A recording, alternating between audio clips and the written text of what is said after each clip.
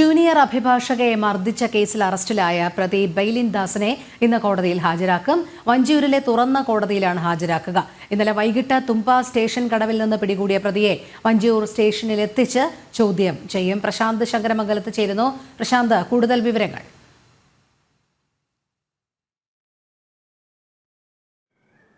രോഹിണി, അല്പസമയം, അതായത് കോടതി നടപടികൾ ആരംഭിക്കുന്ന സമയത്ത് 11 മണി കഴിയുമ്പോൾ തുറന്ന കോടതിയിൽ ഹാജരാക്കാനാണ് ഇപ്പോൾ പോലീസിന്റെ നീക്കം നടക്കുന്നത്. ഇന്നലെ വൈകിട്ടോടെയാണ് ഈ പ്രതി ബൈലിൻ ദാസിനെ തിരുവനന്തപുരത്ത് തുമ്പ സ്റ്റേഷൻ പരിധിയിലെ സ്റ്റേഷൻ കടവെന്ന സ്ഥലത്ത് നിന്നും അറസ്റ്റ് ചെയ്യുന്നത്. അറസ്റ്റ് ചെയ്ത ഉടനെ തന്നെ, പിടികൂടിയ ഉടനെ തന്നെ വഞ്ചിയൂർ സ്റ്റേഷനിൽ എത്തിക്കുകയായിരുന്നു. തുടർന്ന് DCP ഇവിടെ എത്തിച്ചേരുകയും DCPയുടെ നേതൃത്വത്തിൽ ഒരു ചോദ്യം ചെയ്യൽ നടന്നിരുന്നു. 1 മണിക്കൂറോളം നീണ്ട ചോദ്യം ചെയ്യലിനൊടുവിൽ വൈദ്യപരിശോധനയ്ക്ക് കൊണ്ട് ചെല്ലുകയും ചെയ്തു. വൈദ്യപരിശോധനയ്ക്ക് ഫോർട്ട് ആശുപത്രിയിലാണ് എത്തിച്ചത്. അതിനുശേഷം വീണ്ടും തിരിച്ച് സ്റ്റേഷനിലെത്തുകയും തുടർ നടപടികൾ സ്വീകരിക്കുകയും ചെയ്തു. ആദ്യം ഇന്നലെ തന്നെ മജിസ്ട്രേറ്റിന് മുന്നിൽ ഹാജരാക്കും എന്നായിരുന്നു തീരുമാനമെങ്കിൽ പിന്നീട് അത് മാറ്റി ഇന്ന് തുറന്ന കോടതിയിൽ ഹാജരാക്കിയാൽ മതി എന്നൊരു തീരുമാനത്തിലേക്ക് എത്തിച്ചേരുകയായിരുന്നു ചെയ്തത്. ഒട്ടേറെ വിവാദങ്ങൾ ഉണ്ടാക്കിയ സംഭവമായിരുന്നു ഈ ജൂനിയർ അഭിഭാഷകയ്ക്ക് മർദ്ദനമേറ്റത്. അഭിഭാഷക തിരുവനന്തപുരം മെഡിക്കൽ കോളേജിൽ ചികിത്സ തേടേണ്ട സാഹചര്യമുണ്ടായി. ചെവിക്കും കവിളിനുമടക്കം പരിക്കേൽക്കുന്നൊരു സാഹചര്യം ഉണ്ടായി. ഗുരുതരമായ പരിക്കായിരുന്നു ഉണ്ടായത്. ഈ ഒരു വിഷയത്തിൽ സംഭവം നടന്നതിന് ശേഷം ഒളിവിൽ പോയതാണ് ബൈലിൻ ദാസ്. 2 ദിവസം പിന്നിടുമ്പോഴും പോലീസ് അറസ്റ്റ് ചെയ്യാത്തത്, അല്ലെങ്കിൽ ബൈലിൻ ദാസ് എവിടെയെന്ന് കണ്ടെത്താൻ കഴിയാത്തതിൽ വലിയ രീതിയിൽ പ്രതിഷേധങ്ങളുണ്ടായിരുന്നു. അതായത് തിരുവനന്തപുരത്ത് നിന്നും നഗരപരിധി പോലും വിട്ട് അദ്ദേഹം പോയിട്ടില്ല എന്ന് വേണം നമുക്ക് മനസ്സിലാക്കാൻ കഴിയുന്നത്. ഇന്നലെ ഈ സ്റ്റേഷൻ കടവ് ഭാഗത്തുകൂടി വാഹനത്തിൽ സഞ്ചരിച്ചു കൊണ്ടിരിക്കുമ്പോഴാണ്, സ്വന്തം കാറിൽ സഞ്ചരിച്ചു കൊണ്ടിരിക്കുമ്പോഴാണ് പോലീസ് ഈ പ്രതിയെ പിടികൂടുന്നത്.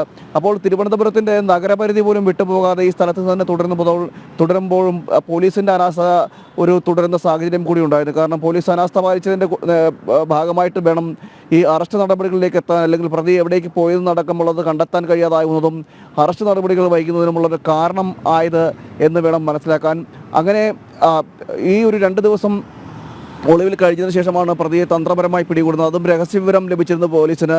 ഈ ഭാഗത്തുകൂടി, സ്റ്റേഷൻ കടവ് ഭാഗത്തുകൂടി സഞ്ചരിക്കുന്നതായിട്ടൊരു രഹസ്യവിവരം പോലീസിന് ലഭിച്ചിരുന്നു. അതിൻ്റെ കൂടി അടിസ്ഥാനത്തിൽ ഒരു പരിശോധന കൂടി നടത്തിയ പരിശോധനയിലാണ് പ്രതി പിടിയിലാവുന്നത്. തുടർന്നാണ് വഞ്ചിയൂർ സ്റ്റേഷനിൽ എത്തിച്ചത്.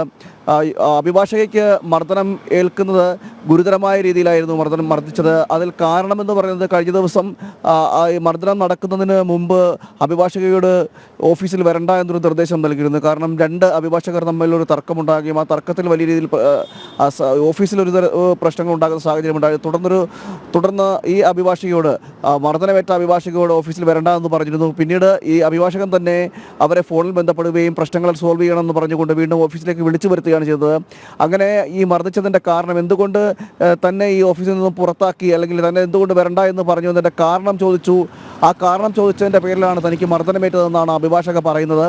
അങ്ങനെ ആണ് അഭിഭാഷക മർദ്ദിക്കുന്നത്. 2 തവണ മർദ്ദിച്ചു എന്നും അഭിഭാഷക പറയുകയും ചെയ്തിരുന്നു. അതായത് ആദ്യത്തെ കവിളിൽ ആദ്യം അടിക്കുന്നു, ആ അടിയിൽ തന്നെ താൻ തെറിച്ച് വീണതിന് പിന്നാലെ വീണ്ടും തന്നെ മർദ്ദിച്ചു എന്നടക്കം പറയുന്നു. മാത്രമല്ല, ഇതിനു മുമ്പും ഈ സമാനമായ സംഭവം അഭിഭാഷകന്റെ ഭാഗത്തുണ്ടായിട്ടുണ്ട് എന്നും മർദ്ദനമേറ്റ അഭിഭാഷക പരാതിപ്പെടുകയും ചെയ്തു. അതായത് നേരത്തെ താൻ ഗർഭിണിയായിരുന്ന സമയത്ത് പോലും തന്നെ മർദ്ദിക്കുന്ന സാഹചര്യം ഉണ്ടായിരുന്നു. അതുപോലെ മാത്രമല്ല,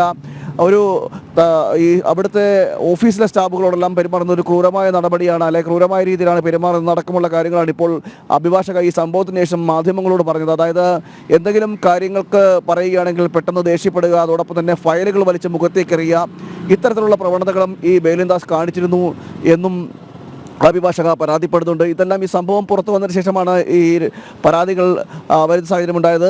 അങ്ങനെ അത്തരം സംഭവങ്ങളെല്ലാം ഉണ്ടെന്നിരിക്കെ അതിനുശേഷം ഒളിവിൽ പോയ, അതും ഈ പ്രതിയെ രക്ഷപ്പെടുത്താൻ ഉള്ളൊരു ശ്രമങ്ങൾ നടന്നതായും അഭിഭാഷക തന്നെ അന്നേ ദിവസം തന്നെ പരാതിപ്പെടുന്ന, അല്ലെങ്കിൽ മാധ്യമങ്ങളോട് മുന്നിൽ പറയുന്ന ഒരു സാഹചര്യമൊക്കെ ഉണ്ടായിരുന്നു.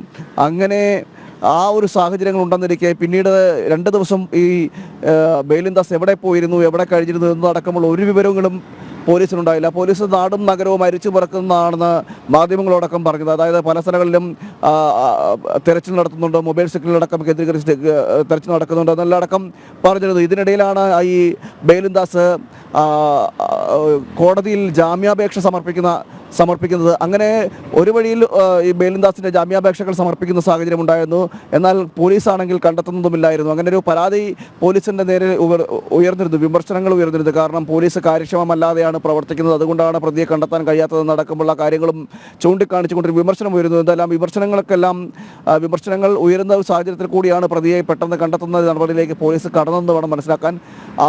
അതിൻ്റെ ഭാഗമായിട്ടാണ് ഇന്നലെ വൈകിട്ട് 6 മണിയോടുകൂടി സ്റ്റേഷൻ കടവ് ഭാഗത്തു നിന്നും കഴക്കൂട്ടം തുമ്പ സ്റ്റേഷൻ്റെ പരിധിയിലാണ് ഈ സ്റ്റേഷൻ കടവെന്ന സ്ഥലം വരുന്നത്. അവിടെ വെച്ച് തുമ്പ പോലീസ് അറസ്റ്റ് ചെയ്തത്. തുടർന്ന് വഞ്ചിയൂർ പോലീസിന് കൈമാറുകയാണ് ചെയ്തത്. വഞ്ചിയൂർ പോലീസ് അവിടെ എത്തി പ്രതിയെ കൈമാറുകയും വാങ്ങുകയും തിരുവനന്തപുരത്തിൻ്റെ വഞ്ചിയൂർ കോടതിയിലേക്ക് കൊണ്ടെത്തിക്കുകയും ചെയ്തു. തുടർന്നാണ് ചോദ്യം ചെയ്യൽ നടപടികൾ പുരോഗമിച്ചത്. ആദ്യം ഘട്ട ചോദ്യം ചെയ്യൽ നടന്നത്. ഇനി കസ്റ്റഡിയിൽ വാങ്ങുന്ന അടക്കമുള്ള നടപടികളാണ് ഉണ്ടാകുന്നത്. അതിനിടയിൽ പ്രതിക്ക് മുൻകൂർ ജാമ്യം അപേക്ഷ നൽകിയിട്ടുണ്ട്. മുൻകൂർ ജാമ്യം നേടുമോ എന്നടക്കമുള്ള കാര്യങ്ങളിൽ സംശയമുണ്ട്. എന്തായാലും അങ്ങനൊരു മുൻകൂർ ജാമ്യാപേക്ഷ നൽകിയിരുന്നു. ഇനി ജാമ്യം കൊടുക്കുമോ എന്നുള്ള കാര്യമാണ് നോക്കിക്കാണേണ്ടത്. അതിൽ കൂടാതെ പോലീസും കസ്റ്റഡി അപേക്ഷ നൽകാനും സാധ്യതയുണ്ട്. അങ്ങനെ കസ്റ്റഡി അപേക്ഷ നൽകുകയാണെങ്കിൽ പിന്നീട് കസ്റ്റഡിയിൽ വാങ്ങിക്കൊണ്ട് തെളിവെടുപ്പടക്കമുള്ള നടപടിയിലേക്ക് പോലീസിന് കടക്കേണ്ടി വരും. അങ്ങനെയാണെങ്കിൽ ഈ സംഭവം നടന്ന സ്ഥലത്ത് പ്രതിയെ എത്തിച്ചുകൊണ്ടൊരു തെളിവെടുപ്പ് നടത്തും. കൂടുതൽ വിവരങ്ങൾ ചോദിച്ചറിയേണ്ടിയിരിക്കുന്നു. അതുമാത്രമല്ല ഈ സംഭവമുണ്ടായ കാരണങ്ങളടക്കം, അതായത് ഇന്നലെ പോലീസ് പിടിയിലായ സമയത്ത് വഞ്ചിയൂർ സ്റ്റേഷനിൽ എത്തിച്ച ബെയിലിൻദാസ് മാധ്യമങ്ങളോട് പ്രതികരിച്ചത് എല്ലാം കോടതിയുടെ പരിഗണനയല്ലേ, അപ്പോൾ കോടതിയിൽ താൻ പറഞ്ഞോളാം എന്നൊരു പ്രതികരണമാണ് ആദ്യമായി അദ്ദേഹത്തിൻ്റെ ഭാഗത്തുനിന്നുണ്ടായത്. അതുകൊണ്ട് തന്നെ അദ്ദേഹത്തിന് എന്തെങ്കിലും പറയാനുണ്ടാകും ഈ വിഷയത്തിൽ എന്ന് വേണം മനസ്സിലാക്കാൻ. എന്തായാലും വലിയ രീതിയിലുള്ളൊരു വിവാദങ്ങളും വിമർശനങ്ങളും അതോടൊപ്പം തന്നെ മനുഷ്യ മനസാക്ഷിയെ ഞെട്ടിക്കുന്ന ഒരു സംഭവം കൂടിയായിരുന്നു ഈ അഭിഭാഷകയ്ക്ക് മർദ്ദനമേറ്റത്. എന്തൊക്കെ പറഞ്ഞാലും ശരി, ഇത്തരത്തിലുള്ള വിഷയങ്ങളുണ്ടാകുമ്പോൾ അല്ലെങ്കിൽ ഈ സംഭവത്തിൽ ഒരു വനിതയെ മർദ്ദിക്കുന്നത് അത്യപൂർവമായ സംഭവമാണ്. നിയമം നടപ്പിലാക്കേണ്ടവരുടെ ഭാഗത്തു നിന്ന് അല്ലെങ്കിൽ നിയമം വ്യവസ്ഥയെ അംഗീകരിച്ചു പോകുന്നവരുടെ ഭാഗത്തു നിന്ന് ഇത്തരം സമീപനങ്ങൾ, നിയമവിരുദ്ധ പ്രവർത്തനങ്ങൾ ഉണ്ടാകുമ്പോൾ അത് വെച്ചുവെറുപ്പിക്കാൻ പാടില്ല എന്ന വനിതാ കമ്മീഷൻ അടക്കം പറയുകയും ചെയ്തു. മാത്രമല്ല നാനാതുറകളിൽ നിന്നും വിമർശനങ്ങളും ഉയർന്നതിനിടയിലാണ് പ്രതിയെ ഇന്നലെ സ്റ്റേഷൻ കടവ് ഭാഗത്തു നിന്നും പിടികൂടിയത്. രോഹിണി. ശരി, പ്രശാന്ത് ശങ്കരമംഗലത്താണ് വിവരങ്ങൾ നൽകിയത്.